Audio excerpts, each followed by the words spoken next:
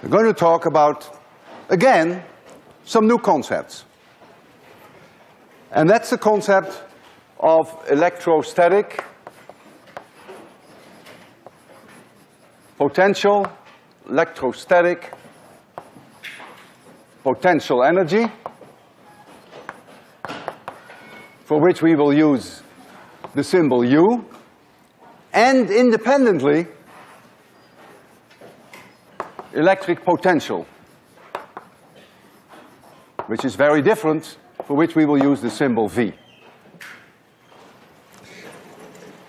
Imagine that I have a charge Q1 here, and that's plus charge, and here I have a charge plus Q2, and they have a distance r apart, and that is point P. It's very clear that in order to bring these charges at this distance from each other, I had to do work to bring them there, because they repel each other. It's like pushing in a spring. If you release the spring, you get the energy back. If they were connected with a little string, the string would be stretched. Take scissors, cut the string, whoosh, they fly apart again. So I have put work in there, and that's what we call the electrostatic potential energy. So let's work this out in some detail, how much work I have to do. Well, we first put Q1 here. If space is empty, this doesn't take any work to place Q1 here. But now I come from very far away, we always think of it as infinitely far away. Of course, that's a little bit of exaggeration. And we bring this charge Q2 from infinity to that point P. And I, Walter Lewin, have to do work. I have to push and push and push. And the closer I get, the harder I have to push. And finally, I reach that point P.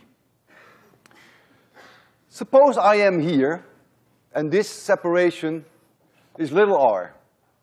So I've reached that point. Then the force on me, the electric force, is outward. And so I have to overcome that force.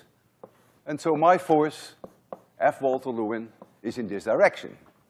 And so you can see I do positive work. The force and the direction in which I'm moving are in the same direction, I do positive work. Now, the work that I do can be calculated. The work that Walter Lewin is doing, in going all the way from infinity to that location P, is the integral going from infinity to radius r of the force of Walter Lewin dot dr.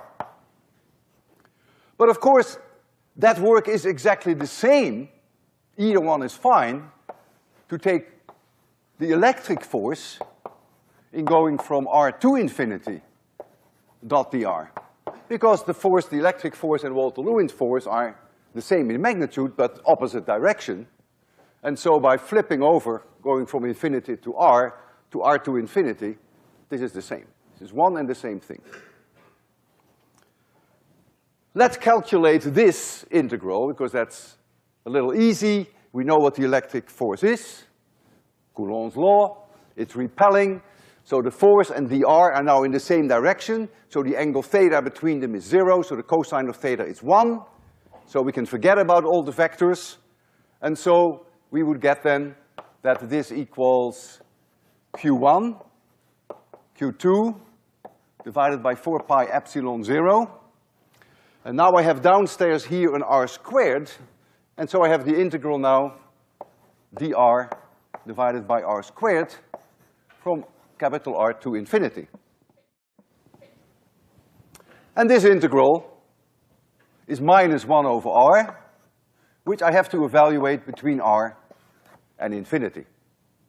And when I do that, that becomes plus 1 over capital R. Right? The integral of dr over r squared, I'm sure you can all do that, is minus 1 over r. I evaluate it between r and infinity, and so you get plus 1 over r.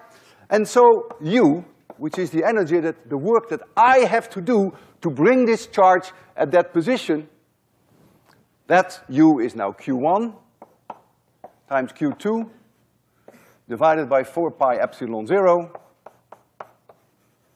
divided by that capital R.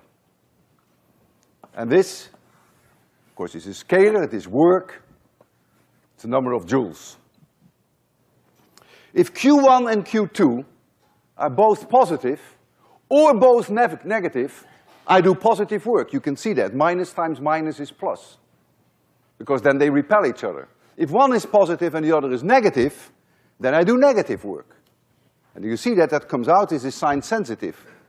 Minus times plus is minus. So I can do negative work if the two don't have the same polarity. I want you to convince yourself that if I didn't come along a straight line from all the way from infinity, but I came in a very crooked way, finally ended up at point P, at that point, that the amount of work that I had to do is exactly the same. You've seen a parallel with 801 where we dealt with gravity. Gravity is a conservative force.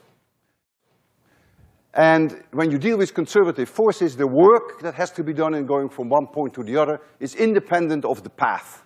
That is the definition of conservative force. The electrostatic forces are also conservative, and so it doesn't make any difference whether I come along a straight line to this point or whether I do that in an extremely crooked way and finally end up here. That's the same amount of work. Now, if we do have a collection of charges, so we have pluses and minus charges, some pluses, some minus, some pluses, minus, pluses, pluses, then you now can calculate the amount of work that I, Walter Lewin, have to do in assembling that. You bring one from infinity to here, another one, and you add up all that work. Some work may be positive, some work may be negative. Finally, you arrive at the total amount of work that you have to do to assemble these charges, and that is the meaning of capital U. Now I turn to electric potential. And for that, I start off here with a charge which I now call plus capital Q. It's located here. And at a position P, at a distance R away, I place a test charge, plus Q. Make it positive for now, you can change it later to becoming negative. And so the electrostatic potential energy, we know already, we just calculated it, that would be Q times Q divided by 4 pi epsilon 0 R. That's exactly the same that we have. So the electrostatic potential energy is the work that I have to do to bring this charge here. Now I'm going to introduce electric potential. Electric potential. And that is the work per unit charge that I have to do to go from infinity to that position. So Q doesn't enter into it anymore. It is the work per unit charge to go from infinity to that location P. And so if it is the work per unit charge, then this little Q disappears. And so now we write down that V at that location P, the potential, electric potential at that location P is now only Q divided by 4 pi epsilon 0 R. Little q has disappeared. It is also a scalar. This has unit joules. The units here is joules per Coulomb. I have divided out one charge. It's work per unit charge. No one would ever call this joules per Coulomb. We call this volts, called after the great Volta, who did a lot of research on this. So we call this volts. But it's the same as joules per Coulomb. If we have a very simple situation like we have here, that we only have one charge, then this is the potential anywhere, any distance you want from this charge. If R goes up, if you're further away, the potential will become lower. If this Q is positive, the potential is everywhere in space positive for a single charge. If this Q is negative, everywhere in space the potential is negative. Electrostatic potential can be negative. The work that I do per unit charge coming from infinity would be negative, if that's a negative charge. And the potential, when I'm infinitely far away, when this R becomes infinitely large, is zero. So that's the way we define R0. So you can have positive potentials near positive charge, negative potentials near negative charge, and if you're very, very far away, then potential is zero. Let's now turn to our Venn diagraph. It's a hollow sphere, has a radius R, about 30 centimeters, and I'm going to put on here plus 10 microcoulomb. It will distribute itself uniformly. We will discuss that next time in detail, because it's a conductor.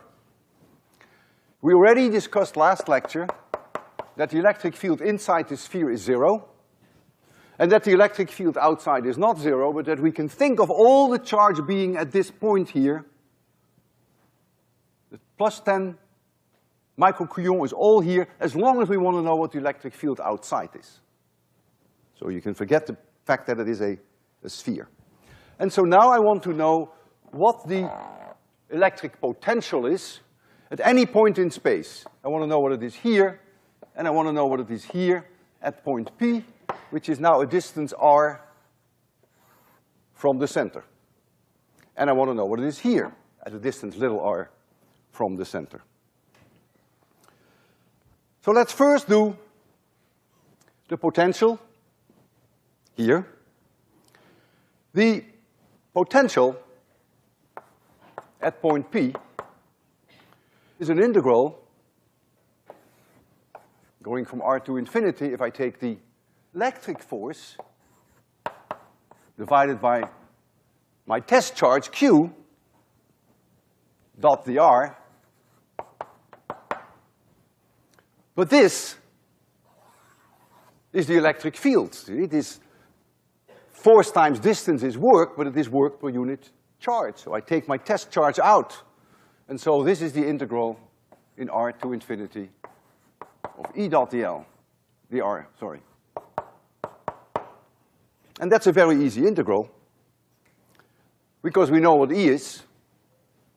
The electric field, we've done several times, follows immediately from Coulomb's law, and so when you calculate this integral, you get Q divided by 4 pi epsilon 0 R, which is no surprise because we already had that for a point charge.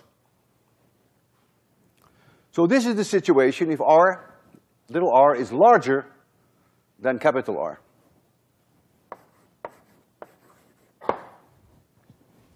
Precisely what we had before. We can put in some numbers. If you put in R equals R, which is 0.3 meters, and you put in here the 10 microcoulomb, and here the 30 centimeters, then you'll find 300,000 volts. So you get 3 times 10 to the 5th volts. If you take R equals 60 centimeters, you double it. If you double the distance, the potential goes down by a factor of 2, it's 1 over R, so it would be 150 kilovolts. And if you go to 3 meters, then it is 10 times smaller, then it is 30 kilovolts. And if you go to infinity, which for all practical purposes would be lobby 7, if you go to lobby 7, then the potential for all practical purposes is about 0.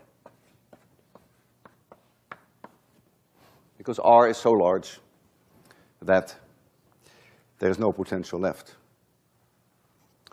So if I if I, Walter Lewin, march from infinity to this surface of the Van de Graaff, and I put a charge Q in my pocket,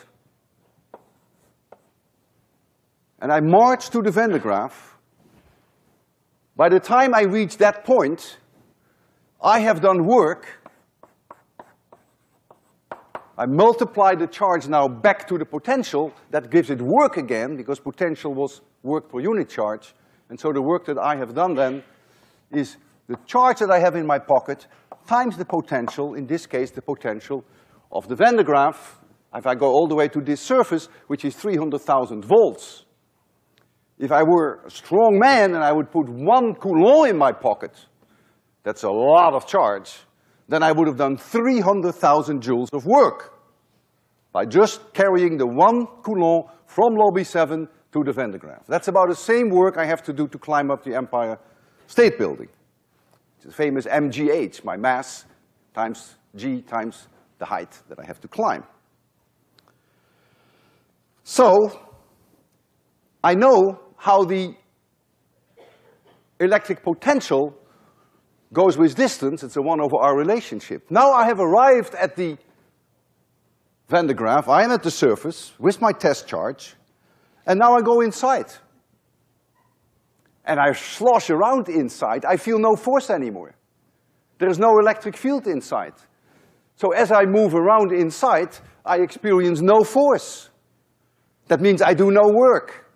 So that means that the potential must remain constant. So the absence of an electric field here implies that the electric potential everywhere is exactly the same. Inside is the same as on the sphere, because no further work is needed in marching around with a test charge. And so for this special case,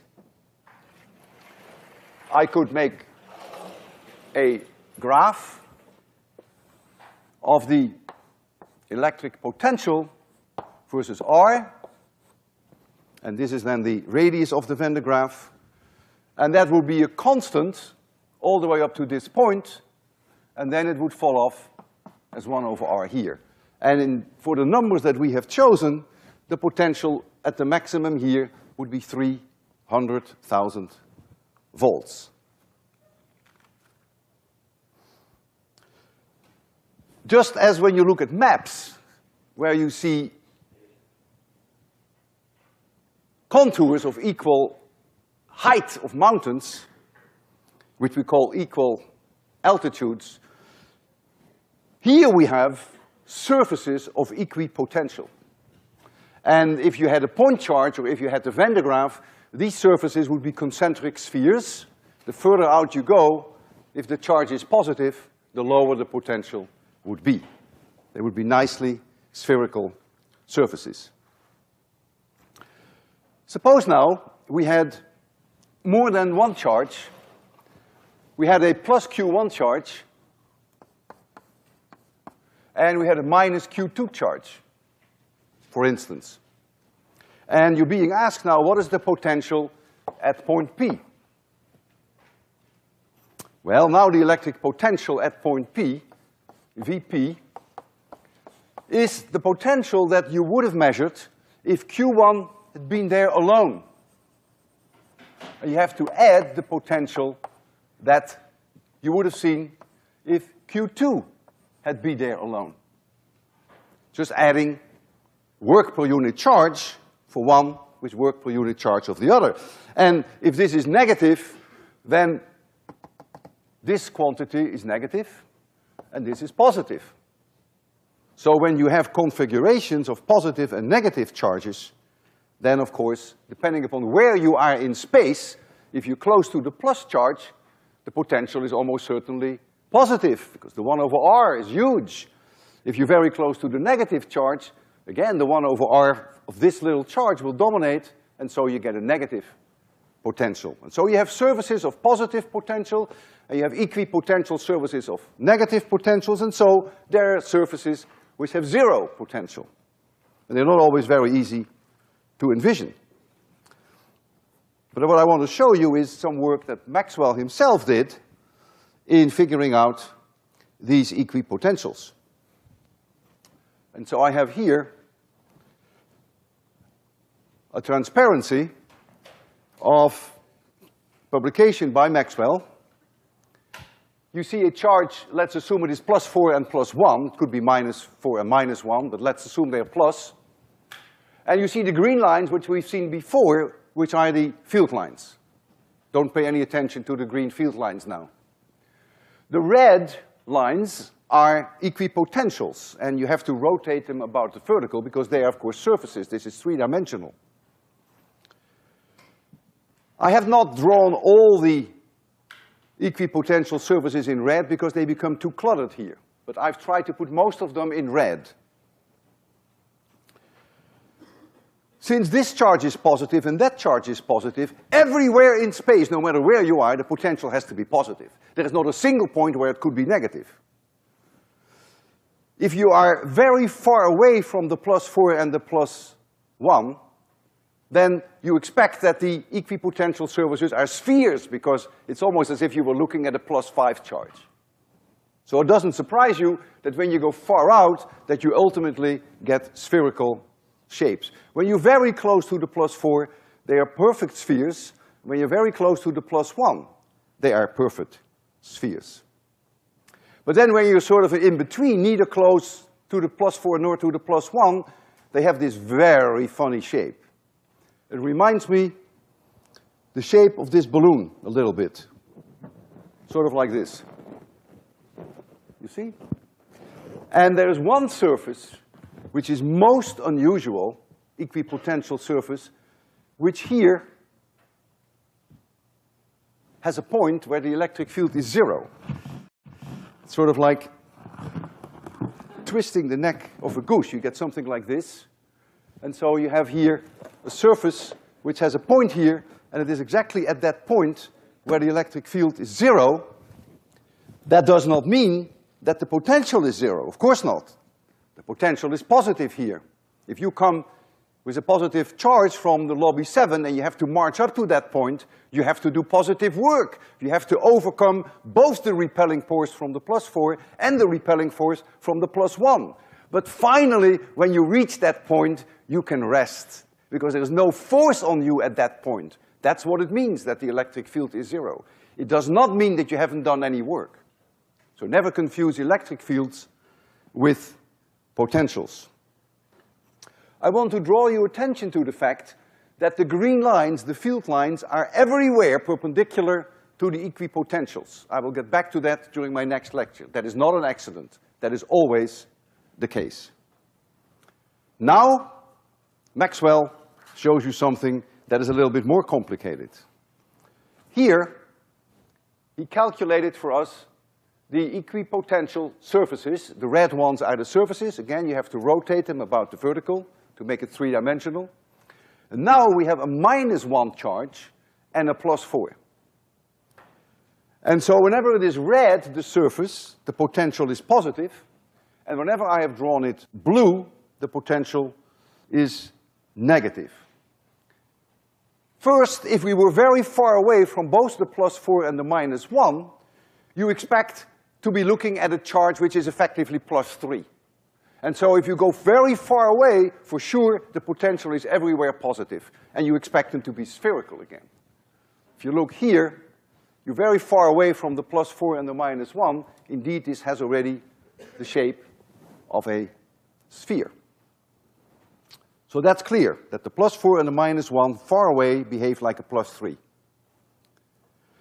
If you're very close to the +4, you get nice spheres around the +4, positive potential. If you're very close to the -1, notice that the blue surfaces are almost nice spheres, but now they're all negative, because you're very close to the -1.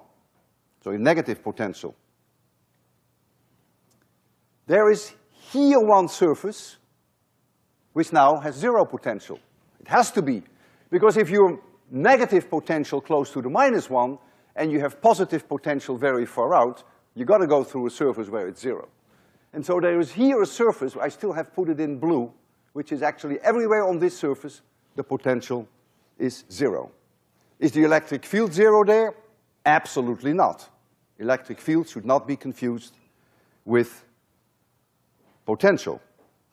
What it means is that if you take a test charge in your pocket and you come from infinity and you walk to that surface, that by the time you have reached that surface, you've done zero work. That's what it means. That's the potential is zero. There is here one point, which we discussed earlier in my lectures, where the electric field is zero. The potential is not zero there. The potential is definitely positive here. Because here was the zero surface. Here is already positive surface, and this is a positive surface, so the potential is positive. However, if you reach that point, there's no force on your charge. So that means electric field is zero. It is not so easy, of course, to calculate these surfaces. Maxwell was capable of doing that 110 years ago, and nowadays we can do that very easily with computers. Equipotential surfaces which have different values can never intersect. Plus 5 volt surface can never intersect with a plus 3 or a minus 1. And you think about why that is. Why that is. That would be a total violation of the conservation of energy. So equipotential surfaces, different values can never intersect. All right. So you've seen that for the various charge configurations, the equipotential surfaces have very complicated shapes and cannot always be calculated in a very easy way. Now comes the question, why do we introduce electric potentials? Who needs them? And who needs equipotential surfaces? Isn't it true that if we know the electric field vectors everywhere in space, that determines uniquely how charges will move, what acceleration they will obtain? That means how their kinetic energy will change. And the answer is yeah. If you know the electric field everywhere in space, sure, then you can predict everything that happens with a charge in that field. But there are examples where the electric fields are so incredibly complicated that it is easier to work with equipotentials. Because the change in kinetic energy, as I will discuss now, really depends only on the change in the potential when you go from one point to another. So you will see very shortly that sometimes, if you're only interested in change of kinetic energy and not necessarily interested in the details of the trajectory, then equipotentials come in very handy. Never confuse U, which is electrostatic potential energy, with V, which is electric potential. This has unit joules, and this has unit joules per coulomb, which we call volts. If I have a collection of charges, pluses and minuses, U has only one value. It is the work that I have to do to put all these crazy charges exactly where they are. But the electric potential is different here, from there to there, to there, to there. If you're very close to a plus charge, you can be sure that the potential is positive. If you're very close to a negative charge, you can be sure that the potential is negative. But U has only one number. It's only one value. They're both scalars. Don't confuse one with the other. In a gravitational field, matter, like a piece of chalk, wants to go from high potential to low potential. If I just release it with zero speed, there it goes. High potential to low potential. In analogy, positive charges will also go from a high electric potential to a low electric potential. And of course, this is unique for electricity. Negative charges will go from a low potential to a high electric potential. Suppose I had a position A in space, and I had another position B, and I specify the potentials. So here, we have A,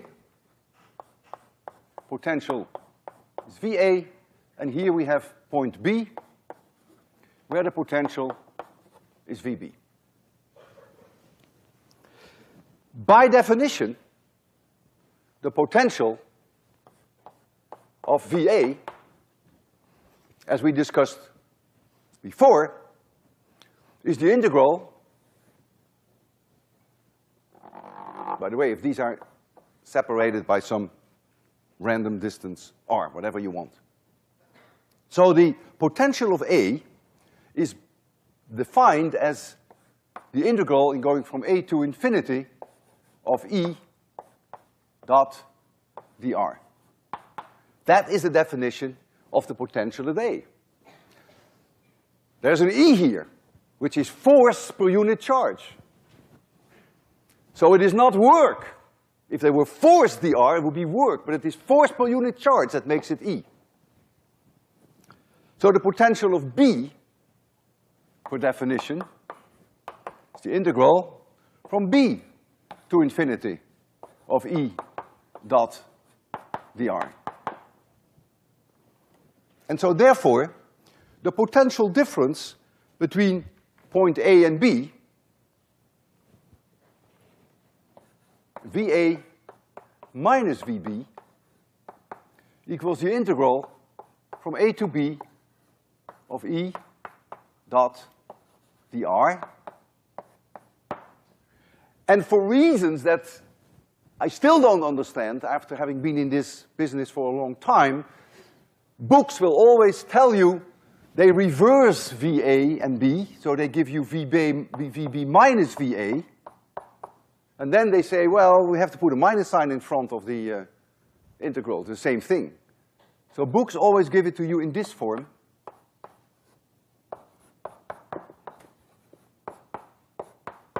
But it is exactly the same. Hope you realize that.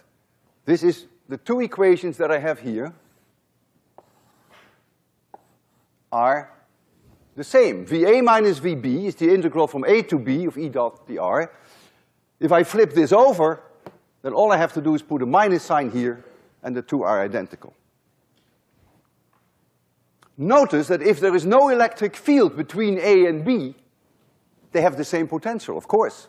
Because when you march from A to B with a charge in your pocket, no work is done, so the potential remains the same. I will change this dr to a different symbol, which I call dl. dr would mean that we go from A to infinity along this straight line, and then we go from B to infinity along the straight line, but it makes no difference how you go. If you go from A to B, this potential difference, and you go in this way, then VA minus VB is not going to change.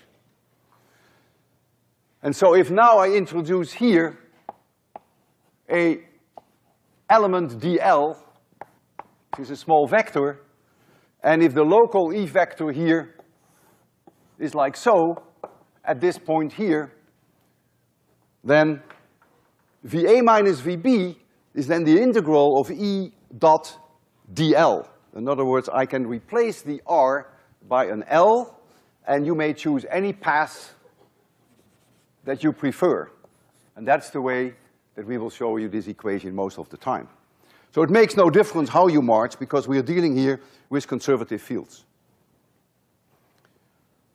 So let's now make the assumption that VA is 150 volts, and that VB, for instance, is 50 volts. So it's a very specific example. What does it mean now? It means that if I put plus Q charge in my pocket, and I come all the way from lobby 7, and I walk up to point B, so Walter Lewin, plus Q charge in his pocket, goes from lobby 7 to point B, I have to do work, and the work I have to do is the product of my charge Q with the potential. So that is Q, the work I have to do is Q times VB. So in this case, it's 50 times Q, whatever that charge is that I have in my pocket. This is in joules. Now, I go from lobby 7 to point A. I have to do more work. I have to do 150 Q joules of work. You can think of it, I first come to B, I'm already exhausted, I have to put in another work to get all the way to point A. So you can imagine if I have this plus Q charge at point A, where it is at a higher potential, it wants to go back all by itself to B. It wants to go from a higher potential to a lower potential. Look, the E vector is in this direction. Positive charge will go to a lower potential. And as it moves from A to B, energy is released. How much energy? Well, this is the amount of work I have done to get to A, this is the amount of work I did to get to B, and so if now the charge goes back from A to B, it's the difference that becomes available in terms of kinetic energy. It's a change in potential energy. And that change in potential energy, so the change in potential energy, when the plus Q charge goes from A to B, that change is Q times VA minus VB. QVB at point B and QVA at point A. So this is the potential energy that is in principle available if the charge moves from A to B. And you remember from 801 the work energy theorem. If we deal with conservative forces, then the sum of potential energy and kinetic energy of an object is the same. That's also true for gravitational forces. In other words, this difference in potential energy that becomes available, like potential energy becomes available when I drop my chalk from a high potential to a low potential, that's converted to kinetic energy. So this difference now is also converted into kinetic energy of that moving charge, and so that would be the kinetic energy at point B minus the kinetic energy at point A, which is really the work energy theorem. It's the conservation of energy. Now, any piece of metal, no matter how crummy or dented it is an equipotential, as long as there is no charge moving inside the metal. And that's obvious that it's an equipotential, because these charges inside the metal, these electrons, when they experience an electric field, they begin to move immediately in the electric field, and they will move until there is no force on them anymore, and that means they have effectively made the electric field zero. So charges inside a conductor always move automatically in such a way that they kill the electric field inside. If the electric field hadn't been zero yet, they would still be moving. And so each metal that you have, no matter where you bring it, as long as there are no electric currents inside, will always be an equipotential. So I can take a trash can and bring it into an external field, and then very shortly after I've brought it in, when things have calmed down, the trash can will be an equipotential, and the electric field inside the metal will everywhere be zero. So, I could, for instance, attach point A to a trash can, metal trash can. So the whole trash can would be at 150 volts, and I could put point B, make it part of my soda, which is also made of metal. And so the whole soda would be at 50 volts, and the entire trash can would be at 150 volts.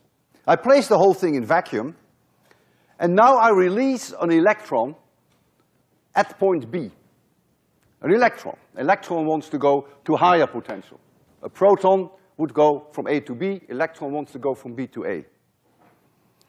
And so, now, energy is available, the electric potential energy is available, and the electron will start to pick up speed and finally end up at A. Now, how it will travel, I don't know, the electric field configuration is enormously complicated between the can and this trash can. Amazingly complicated. If you were to see the field lines, it would be weird. But if all we want to know is what the kinetic energy is, what the speed is with which this electron reaches the can, so what? Then we can use the work energy theorem and find out immediately what that kinetic energy is. Because the available potential energy is the charge of the electron times the potential difference between these two objects. Well, the charge of the electron is 1.6 times 10 to the minus 19 Coulomb. The potential difference is 100 volts, and that is the difference in kinetic energy. If I assume that I release the electron at zero speed, then I have immediately the kinetic energy that it has at point A, which is 1/2 m of the electron times the speed at a squared. So now you see that, accepting the fact that we know the equipotentials, we can very quickly calculate the kinetic energy and therefore the speed of the electron as they arrive at A without any knowledge of the complicated electric field. If you put in the numbers for the mass of the electron, then, which is 9 times 10 to the minus 31 kilograms, then you find that this speed is about 2% of the speed of light, substantial speed.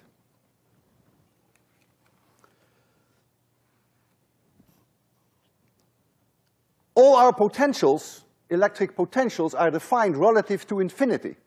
That means at infinity, they are zero. That is because of the 1/r relationship. That's very nice and dandy, and it works. However, there are situations whereby it really doesn't matter where you think of your zero. You remember with gravity, we had a similar situation. With gravity, we always worried about difference in potential energy, but sometimes we call this zero and this plus. Sometimes you call this plus and this minus. It doesn't really matter because the change in kinetic energy is dictated only by the difference in potentials. So it is very nice and dandy to call that 150 and to call that 50, but you wouldn't have found any different answer for the electron if you call this potential 100 volts and you call this one 0, or you call this one 0 and this one minus 100, or you call this one 50 and this one minus 50. So the behavior of the electrons, of the charges, would of course not change. And of course electrical engineers would always, per definition, call the potential of the Earth 0 when they built their circuits. So now I would like to demonstrate to you with the Van de Graaff that if you get a strong electric field from the radially outwards from the Van de Graaff, that you get a huge potential difference between this point here and this point there. If I have my numbers still there, I hope I do, there they are. At the surface of the Van de Graaff, which takes about 10 microcoulomb, it would be 300,000 volts right here. Here it would be 150,000 volts, and here, 3 meters from the center, it's about 30 kilovolts. So that means that if I place this fluorescent tube into that electric field, that there would be a gigantic potential difference between here and there, provided I hold it radially. If I hold it like this, then the potential difference between here and there would be 0, of course. If I hold it tangentially, they would be both at the same electric potential. But when I hold them radially, you will see, perhaps, that this fluorescent tube will show a little bit of light. Once you see light, it means that electrons are moving through that gas. It means charge is moving. We haven't discussed currents yet, but that's what it means. A current is flowing. And this current has to be delivered by the Van de Graaff. And the Van de Graaff is only capable of providing very modest currents. So you're not going to see a lot of light. But I want to show you that you will see some light, no wires attached, just here, and then I will rotate it tangentially, and you will see no light at all. So if we can make it a little darker as a start, and I'll start the Van de Graaff, and then if Marcos comes to make it completely dark when necessary, because the light is so little that we really have to make it completely dark, I will put on a glove for safety reasons, although I don't think it will do me much good. Notice I have here a piece of glass to be well insulated from the glass so that I don't mess up the demonstration by, if I hold my fingers here, it will be very different than holding my hands here. So let's go first close with the light still on, and then, okay, why don't you turn the lights off now, all the way off. Okay, I think you can see a glow. It's radially outwards now. And Marcos, can you give a little light? Okay, I will now go tangential. Can you turn the lights off? And now you see nothing, very little. And now I go radial again.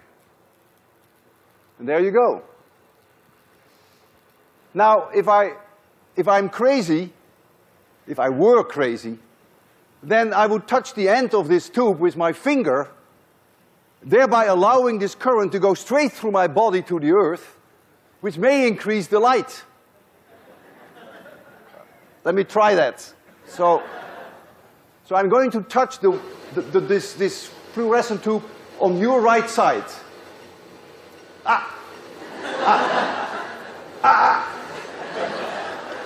Every time I touch it,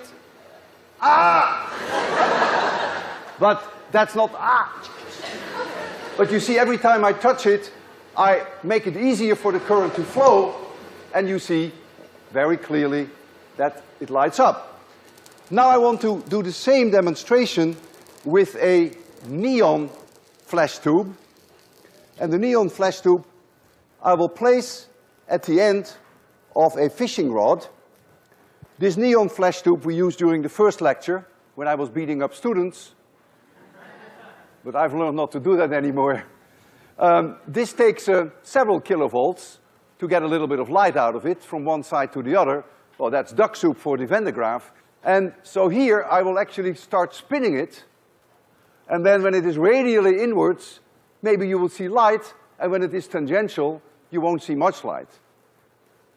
And then, if I feel very good,